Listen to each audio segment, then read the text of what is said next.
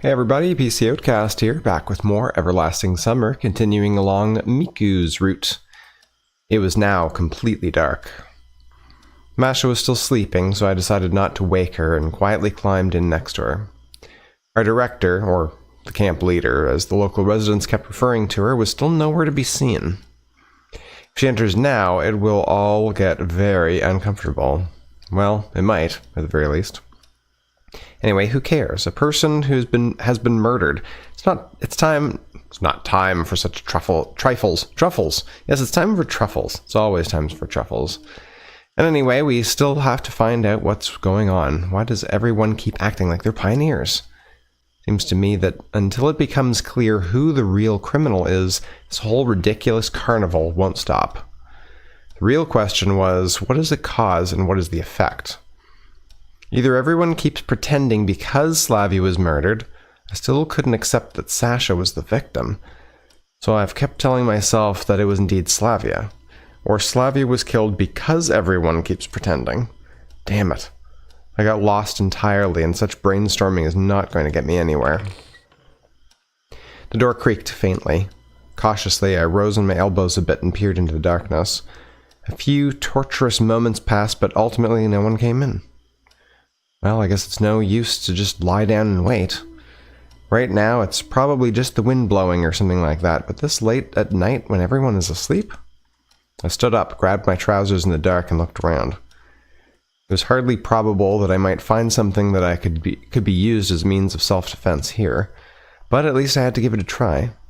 Rummaging through the cabin contents, I stumbled upon a locked drawer inside the cabinet. Sure, I'd love to find a gun, or at least some kind of heavy crowbar there. However, I totally understood that I really shouldn't hold my breath for one. But it had been locked for a reason. I pushed the cabinet from the wall, estimated where exactly on the backside of that drawer, where exactly the backside of the drawer was, and gave it a sharp and precise, so I would not wake Masha up, kick with my leg. Plywood cracked and some things spilled forth from the drawer. Underwear. More underwear. Matches. Oh. They might just come in handy. I shoved the matchbox into my pocket, and at the last moment I heard some strange noises from outside the door, as if some wild animal was scratching on it. Surely if that is the real criminal, I won't stand a chance against him. But one shouldn't shrug off the possibility that it was the work of a local pioneer. One who may have gone crazy, or who was just insane from the start. Anyway, I should still be able to knock out any of the local residents, even if he came at me with a knife. Thinking about a weapon gave me the creeps. No, I shouldn't be so overconfident. If I get into an encounter with someone who is, for example, armed with a knife, then I must shut the door, barricade all entrances, and wait for help. You probably couldn't get hold of a firearm here. Although... The door creaked once more and opened up about an inch. I closed my eyes for a second and violently pulled it open, gathering all my strength. I heard a choked scream and saw Alyssa spread-eagled on the doorstep. No, it's just you. I heaved a sigh of relief. Don't scare people like that. Want to give me a heart attack? She got up, dusted her clothes off slowly, and glanced at me guiltily. I'm sorry. It's fine. It's just... It could be dangerous to walk alone around the camp during the night, what with all the stuff that's happening. I stopped short. Happening implies an ongoing process, as if something was still going to happen. I mean, happened. That's why I came. Alyssa was looking at the ground and trembling slightly. It's already late, but Yolanda is still nowhere to be seen. She raised her eyes to me, and I saw tears running down her cheeks. Where could she have gone? It wasn't like I was really concerned, but I asked because I felt that I had to calm the situation. It was perfectly clear that there's absolutely nothing to do in this camp at night. If there's electricity available, then everyone watches movies on their laptops. If not, then they just read books by candlelight. Wandering under the moon shouldn't be on that list. I don't know. Okay, let's think through it without any fuss. I walked over to the table and picked up the clock. It's midnight. Sure, everyone should be already at their cabins by this time. A scary thought suddenly flashed through my mind. Where's Olga? Let's go outside and talk there. Don't want to wake up Miku. As we went out, I took a place by the stairs and started to think. Alyssa stood beside me, wringing her hands with a pained look on her face as she watched the the full moon rise. We have to call the police. We've already called them. But back then it was only Slavia, now it's also Yelena. And Olga. Have you seen her? No. But what, is she too? Alyssa burst into tears. We still don't know anything, but nevertheless it's clear that something's going on here. Even if we're not just pretending to be pioneers and something really was happening to the world, right now I could have quite a good chance of departing from it without getting any answers for my questions, so I have to focus on survival. Survival. The word hit like a sharp pain in the back of my head. Survival. Just yesterday I didn't need to give the slightest consideration to anything like that. The quiet summer night was reigning over everything around us. Not a breath of wind, not a rustle of grass or a whisper of moving leaves could be heard. Nothing. Just the reflection of the moonlight in the cabin's windows, sparse clouds up in the sky, and yet impenetrable darkness all around. They say that when you gaze into the abyss also gazes into you. And the grasshoppers. These damn critters are pulling a double shift of DJing. As if they're constantly on duty. As the day shift winds up, the night shift who got enough sleep begins. Then the night ones knock off, and I have to find some insecticide after all. At least I can wipe out wipe out a couple of divisions. With any luck, that would get me some quiet living space around this cabin. Sure, I can't destroy them all. What the heck? There are probably more of them than there are humans in the entire world. Can you hear it? Alyssa sat down and huddled up next to me. Her entire body was trembling. What? I strained my ears. It seemed that somebody was slowly walking down the path to our cabin. I couldn't make out anything in the dark, but the steps grew more and more audible with every second. Okay, don't sweat it. He won't dare to attack the two of us. Although I wasn't really sure about that. My hands instinctively started to search for something I could use to defend myself. Hey! Sorry. Soon enough, I found a piece of water pipe underneath the bench. It's not much help, of course. It's way too thick and uncomfortable to wield properly, but it's still better than going out empty-handed. The mere sight of this monstrosity would make anyone pee themselves, most likely from laughter. There's nothing I can do. We're as good as sitting ducks here, so I'd rather move out towards the enemy. I couldn't say that I was bursting with courage and valor. In fact, it was quite the opposite. I was really freaking out. It just seems that I had no other choice. I took a deep breath and slowly headed into the darkness. Soon enough, I could make out more features of the stranger silhouette. Not very tall, weird hairstyle and a skirt. That ought to be Lena. I lowered my guard. What are you doing here this late at night? Lena's face was stained with tears. Come on. I led her to Alyssa. As Lena was coming back to her senses, she tried to explain what happened. I was just sitting alone, and it's already quite late, but Miku's still missing, yet and what happened to Slavia, and I still just couldn't reconcile this image of Lena, a sobbing girl sitting in front of me, with the one that I saw at the square a few hours ago with the grin of the devil and the hellish flames in her eyes. Maybe it was just my imagination. Or maybe not. By any chance, do you know where Yelena and Olga are? She raised her surprised eyes to me. No, why? Are they also missing? Well, so far we can't be sure. Semyon. At first I didn't realize that she was addressing me. Huh? Don't you think that it's way too quiet in the camp? It's night. Everyone's sleeping, aren't they? I strained my ears. Indeed, there were no sounds besides the damned grasshoppers. I mean, no sounds whatsoever. What is this place usually like? Quiet, whispered Lena. Quiet, but not this quiet. I couldn't let the girls fall into panic, although I was starting to freak out myself. Yet there were lots of reasons to. Humans disappearing into thin air, horrible murders, friends that pretend to be the pioneers until the very end. I was ready to lose it. Okay, let's think rationally. The girls gave me a few questioning looks. People can't just disappear without a trace. That means... Nope, doesn't mean anything. Suddenly we heard a rustle in the bushes behind the cabin. Before I could even grab my pipe, Router emerged from the darkness. Ah, here you are. He didn't seem to be all that concerned by all the stuff happening around. Oh lord, stop jumping out at people like that. The girls are gonna have a heart attack at this rate.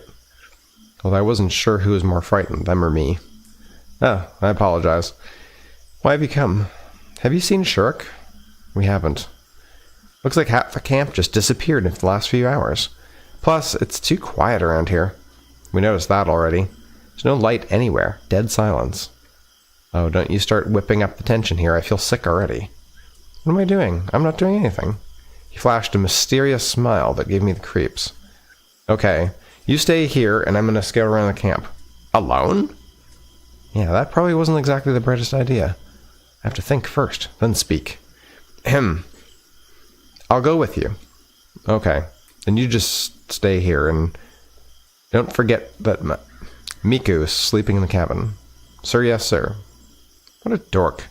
He gave me that dopey smile in any other situation. Eh.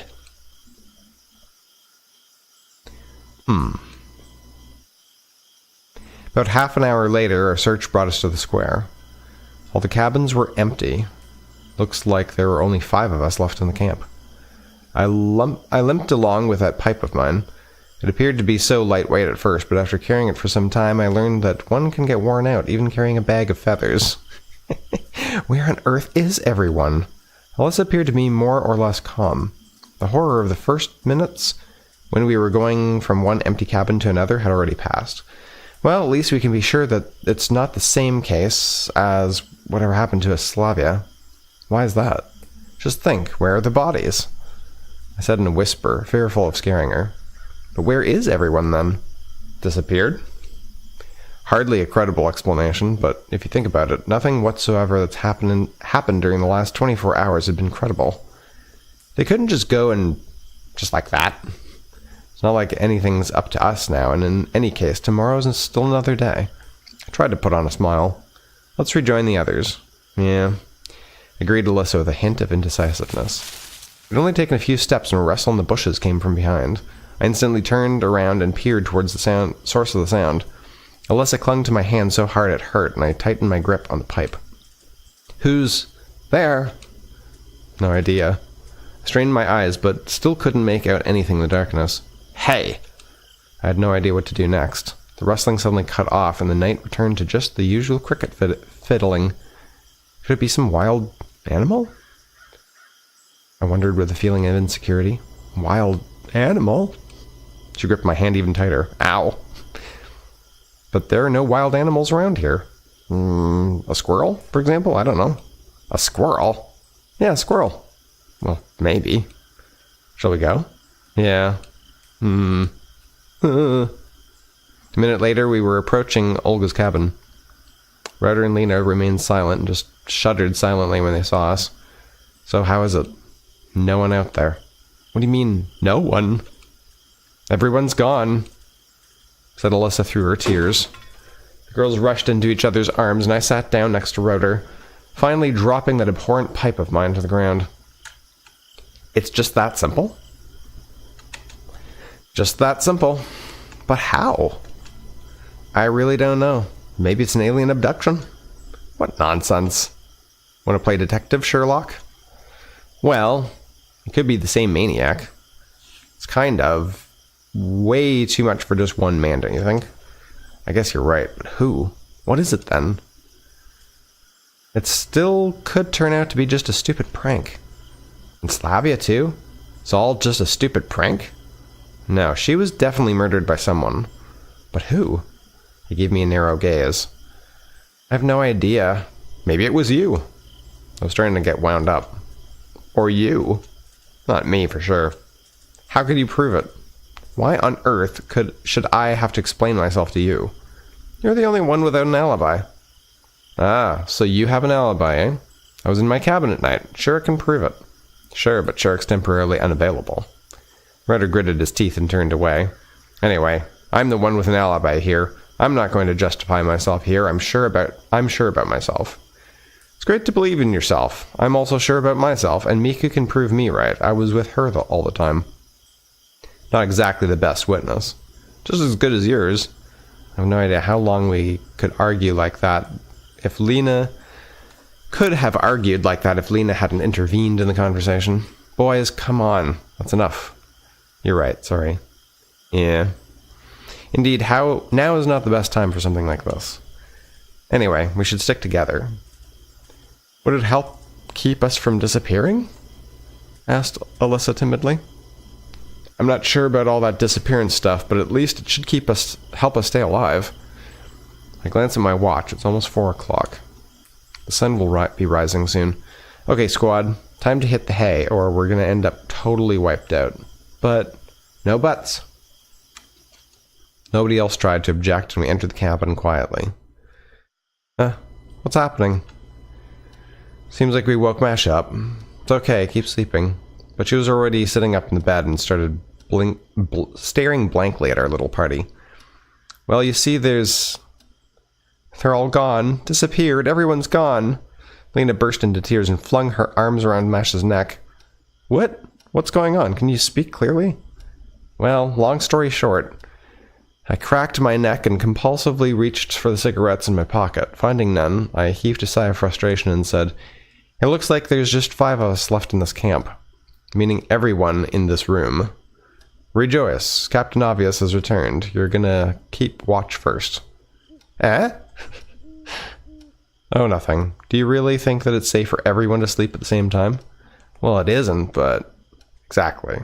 I handed him the pipe and slowly approached the bed where Lena was still sobbing in Masha's arms. Well, if you don't mind. I slipped my boots off, climbed over the girls, and turned towards the wall. But how? Anyhow, sleep. I was so exhausted, both physically and, more importantly, emotionally, that I was unable to do anything, think anything, communicate with anybody. I was desperate to get some sleep. Way too desperate. Masha's whispers, Lena's sobs, Alyssa's voice, all that was somehow melted in one quiet lullaby, and so I fell asleep. Weird time to sleep.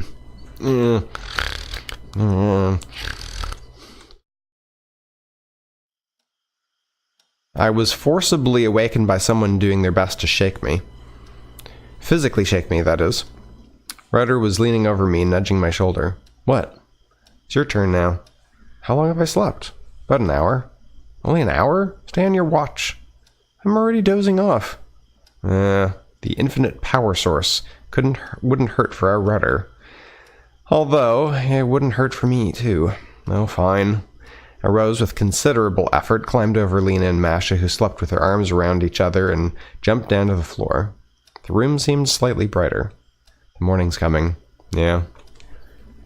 Ryder tried to get to my place, but I grabbed him by the collar and threw him down on the floor and gave him a blanket and a pillow. So you can, and you cannot. Come to think of it, why can't he? Anyway, it's not that important now. I took the chair, dragged it to the door, and sat down and started to wait. Anticipation seemed to be the best word to describe what I was feeling. Any moment now, the door will burst open with a maniac will break into the room, or at least or the last residents of the camp will disappear, or I will disappear. In any case, something will happen. I deeply felt that. Ryder was snoring his head off, the girls were sleeping securely, and I was starting to doze off too. I clenched the pipe harder. The feeling of cold metal against my bare skin somehow brought me back to my senses. I must not sleep. I'm their only hope now. And my own too. But it's so hard to resist. Just a couple of minutes. Uh-oh. My eyes seemed to have a life of their own, opening and closing spontaneously as my mind wandered. A rustling came from behind the door. No, must have imagined that. It's just those damn grasshoppers. What are they still up to? Maybe it's the grasshoppers to blame. They fell upon the camp like a swarm of locusts and devoured everybody. A vision of me being devoured by grasshoppers unfolded in my mind.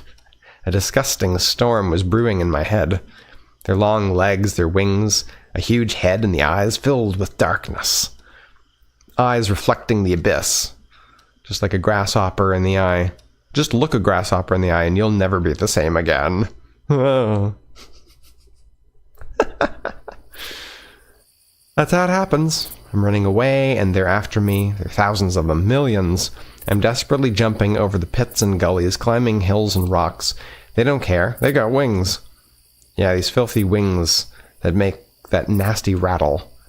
Probably they wouldn't need their teeth anyway. They'd just flap those horrible wings faster and faster, summoning the sonic wave of the apocalypse. No. I just can't block out the hellish noise anymore. I'm falling, desperately trying to cover my ears with my hands. Please stop it, somebody.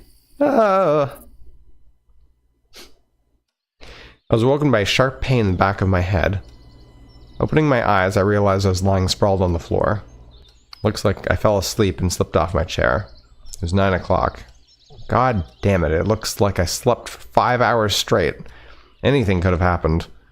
Horrified, I patted myself down and everything seemed to be in its place. That was close. I shook her squad awake. My turn already? You sleep too much. Well, I've been sitting here all night long. Sure, that was a lie, but telling them that I spent the night running away from my life from grasshoppers definitely was not an option. I'm sorry. Ryder hung his head. Don't worry about it. I'm hungry as hell. Masha stretched out and gave me a cute smile. And why are you all here? Don't you remember anything? No, what's the matter? Everyone's gone, said Alyssa gloomily. Say what? Everyone's gone, vanished into thin air. Masha glanced out of the window and said nothing.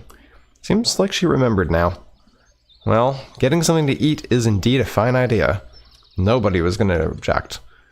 It's not like I was in the mood to eat, same as everyone else, but ultimately everyone knew that we had to keep ourselves running. Soon enough, we were sitting in the canteen, quietly digging into whatever we could find. Want me to cook something? Inquired Masha quietly. Let's wait for lunch. For now, it's fine. She gave me a disappointed look. Okay, so what are we going to do? We have to get out of here. But the police. We have to get out of here. I repeated stubbornly. But how? Bus. That's highly unlikely. It's highly unlikely that one will come. It doesn't run too often. At least there should be a timetable somewhere around here.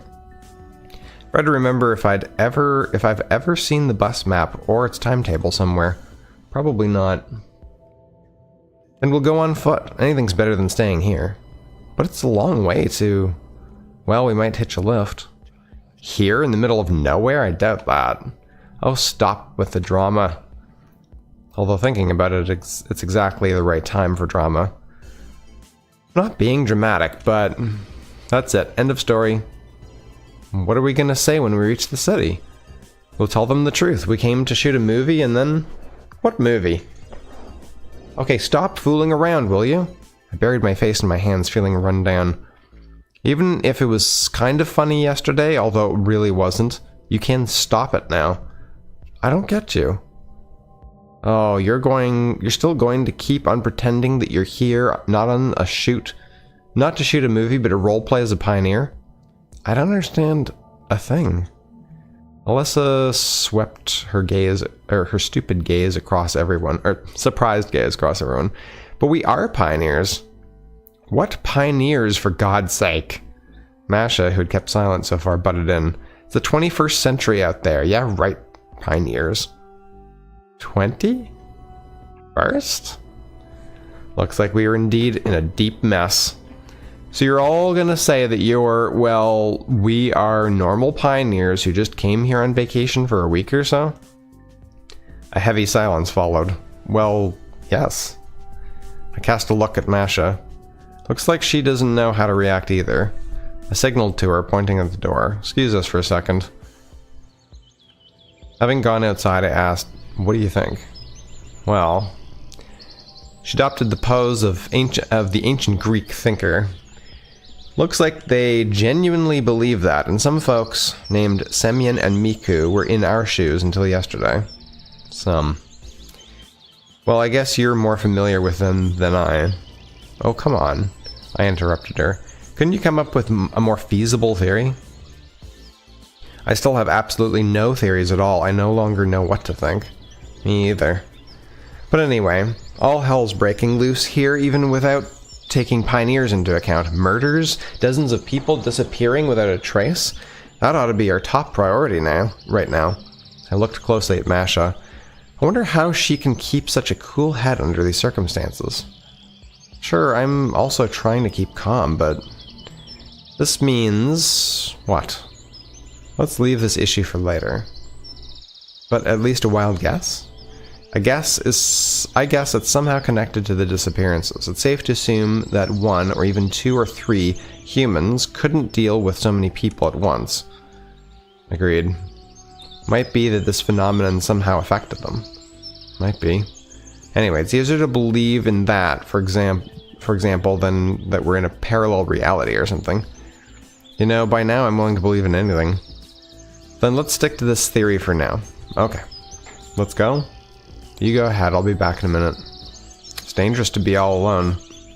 Seriously, what's so dangerous? Broad daylight and everyone's around here. Okay. She gave me a faint smile and headed back to the canteen.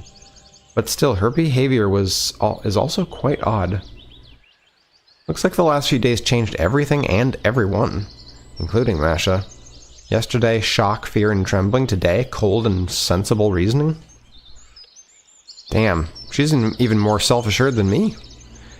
Could it just be a good sleep? No, there's something wrong with her too. Sure, she doesn't think that she's a pioneer like everyone else does, but still. If something's happened to them, then maybe it also happened to me. No, it can't be. Everything seems to be fine. I've double-checked my body and found no abnormalities. Okay, I have to keep calm and control myself. I got up and was about to return to the canteen when suddenly I heard a tiny voice from behind my back, as if somebody was calling for me. I got down from the porch and took a few steps towards the voice. Somebody was peering at me from behind a tree. Oh boy. It was Yelana, and she looks like she's a zombie. No, not Yelana, but something that looked like her. I froze in my tracks. Half her face was torn and hanging down in shreds. Her grinning jaw trembled nervously as if in laughter. A bloodshot eye, hanging half out of its socket, suddenly swiveled its pupil to look at me. I stopped breathing. It felt like I was going to die right now due to the shock. Samian. The thing that seemed to be Yelana was calling for me. My legs began to give out. I tried hard not to collapse, tried to scream, tried to run away, but my consciousness had already left my body, and now was just a rag doll moving by the will of an invisible puppet master. One more second and... Hey! I instinctively turned towards the word, caught sight of Masha standing on the porch, and then instantly looked back to Yelana, but she was gone. Masha seemed to notice the deathly pallor upon my face and jumped over to me in the blink of an eye. What? What happened? I just saw Yelana. There. I pointed my finger towards the tree. Sure, the sight of the butchered Slavia was indeed gruesome, but at least she was dead and not walking around in broad daylight with her face torn apart. She wasn't calling me by name, even if the name wasn't my own. The last ounces of my strength deserted me and I collapsed to my knees. What? Where? Masha was shaking me by the shoulders. It wasn't her. That was... I don't know. Get a hold of yourself. Ow. I felt a round arm slap. Slapped me in the face and gave Masha a questioning look. My cheek burned, but I slowly started to regain my composure. Yelana was there with her face. Basically, it was a zombie. Yeah, zombie Yelana. That's the most rational explanation I can give. Masha looked at me dumbfounded. Anything can happen here. If you'd seen her yourself. Thank God I didn't. Come on, I'll get you some water. Huh? I described my encounter with that creature in detail to everyone. I can tell you one thing. Science can't explain whatever's going on here at the moment. Science? It's outrageous devilry happening here. The hand of Satan. I wish we had a church nearby to light a candle. Lena said nothing, resorting to quiet sobbing. I'd almost completely recovered, and now I was able to think straight. Now it's perfectly clear that we have to get out of here. Well, I'm not a real scientist, let alone a paranormalist, but if I recall correctly, all of these demons and spirits are bound to a certain place. Therefore, if we get away from this place, now that is an excellent solution. Masha grinned skeptically. I agree, exclaimed, ignoring her. Yeah. Lena just gave a barely noticeable nod. So it's all settled. I slammed my fist on the table and surged to my feet. Hold on, it's not like we all agreed on that. Why would we hesitate? I seriously wouldn't want a second encounter with a thing like that. Where will we go? Do you even realize how long it'll take to reach the city on foot? Damn it, do you really think that nobody ever rides that road? A car, a bus, whatever? We'll get something eventually. I wouldn't be so sure. So you think that it's better to stay here? Well, I didn't say that. It's scary here, especially at night, Lena whispered quietly. Still doesn't mean that we have to go anywhere, said Masha out loud. I gave her a narrow look. No, something has surely changed in her. Perhaps I should have a gentle talk with her about it. Or perhaps I shouldn't. Maybe she's also... Okay, let's take a vote, I said in quite a confident tone, yet I still had my doubts. What if Masha's right? Perhaps we shouldn't be running around aimlessly. On the one hand, I have no idea what awaits us beyond the gates of this camp. On the other hand, it's really... Oh, pardon me. It's really all hell breaking loose here. Okay, she shrugged. And still, I won't stand for another minute here. Leaving. Staying. Let's try it. Maybe we'll indeed get lucky and catch a ride. Leaving. Everyone turned their eyes towards Lena. I don't want to stay here. Seems like my decision wasn't going to affect the outcome anyway. So let's get going. Well, sprang to my feet. Everyone else remained seated with their heads down. Since we decided, Masha got up slowly and looked at me. What about her stuff? Asked Alyssa awkwardly. Do you really think that we should care now? Mumbled Rotor gloomily. Well, you're probably right. Well, in my case, my stuff has already vanished somewhere. In a few minutes, we're standing at the bus stop. And we will see what happens from here on out in the next episode. Thanks for joining me. We'll see you then.